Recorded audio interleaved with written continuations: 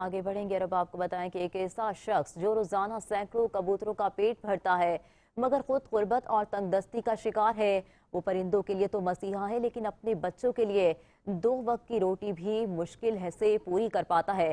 تفصیلات دعا غفار کی اس رپورٹ میں دیکھیے۔ میں آپ کو ملوانے والی ہوں ایک ایسی شخصیت سے جو پرندوں تک تو کھانا پہنچا رہے ہیں، مگر کیا ان کے گھر کی کفالت آسانی سے ہوتی ہے یا نہیں، آئیے ان سے جانتے ہیں۔ کام کرتے ہیں شروع کرنے میں 15 دن ہو گئے، ثواب کا کام ہے، یہ بھی کر رہے ہیں۔ ابھی کبھی کچھ بچ جاتا ہے، کبھی نہیں بچ جاتا۔ 2-3 بچے ہیں، گزارا نہیں چل رہا۔ 500 600 کبھی 200 کبھی 300۔ یہ کہ کبوتروں کا ثواب کا کام بھی کر رہے ہیں۔ ابھی کبھی کچھ بچ جاتا ہے، کبھی کچھ نہیں بچتا۔ اللہ کا تو دیکھ رہا ہے، اللہ دے رہا ہے جو کچھ، شکر الحمدللہ۔